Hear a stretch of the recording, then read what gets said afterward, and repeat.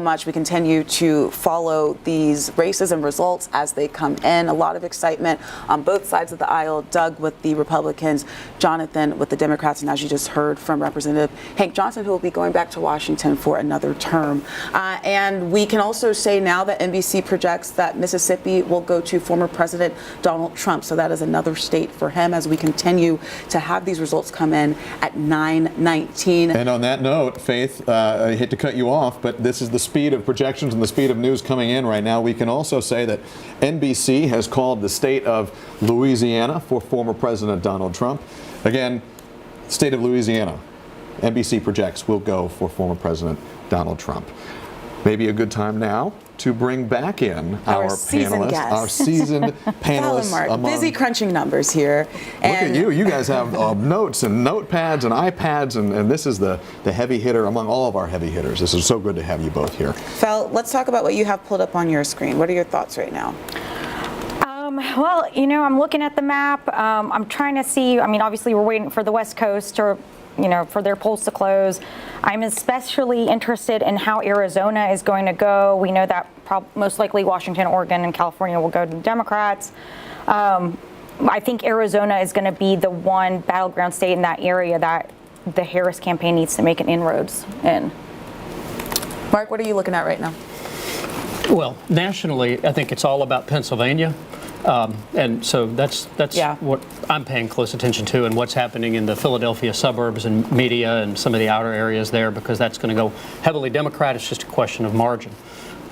Here in Georgia, I'm actually particularly interested in some of the legislative races, as well as some of the splost elections that are going on in Gwinnett and in Cobb in particular. Yeah, let's talk about some of those down ballot races. Which ones in particular do you have your close eye on right now, Mark? Well, some of them I'm engaged with, so just for public disclosure. Yes, for public disclosure. And many of the marquee races on the Republican side, the sort of bellwether state House and state Senate races, you are directly involved in, right? Yes. Okay. The battleground races that a lot of Republicans and Democrats are watching, though, just from an analytical point of view.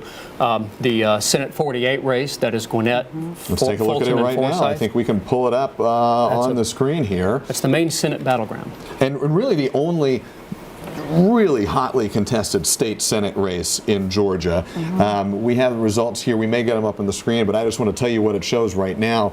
Shawn Still, the incumbent Republican state senator, up by about 5 percentage points, 52 to 47, with about 67% of the total vote in right now. I want each of you to weigh in on this.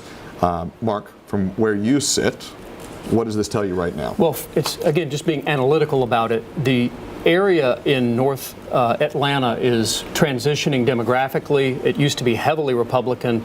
It was a heavily white area, long-term residents, and it has changed a lot, and it's demographically growing quite diverse. What's interesting about this particular district, it's not got the usual paradigm of Georgia, which is sort of either a black or white population. It's got significant numbers of Asians, Indians, Hispanics. It's a very diverse district, and so it has become a battleground to the district. And even looking at the race, looking at Shawn Still opponent, you're talking about somebody who's in his early 20s, a Gen Zer, who also has a lot of support from the Democrats, a lot of money coming to his campaign from the Democrats, and somebody who is really putting up a fight here in this race, who could, we have, 67% of the estimated vote. It's not a runaway race yet, so there is a chance that he could win this. There's still a third of the vote to come in, right? Val, what do you see when you look at these numbers, particularly given that we're seeing this race in one of our sort of swing counties, swing areas of the state? Val, what do you see? I think exactly what Mark was saying. This district is diversifying very rapidly. I think both the Senate and both Senate Democrats and Senate Republicans have targeted this one very intensely, and I think it's about who is going to get their folks out at the end of the day. I think that's going to be the most important. Can the Democrat tap into some folks that maybe haven't voted before, younger generation, like you were saying, Faith, he's Gen Z. Can he energize those young people to come out and vote for a senator who is like them? It's and Mark, I'm so sorry. We've got to cut you off for just a sec. The good news is we have you both in the hot seat for about at least a couple hours to go now. Not So just we're going a to be 5-minute panel tonight. No, We're going this is- extended. Think of the Georgia vote mega-sized, which is how we like it. Right now, we're going to pivot away from the panel. We're going to go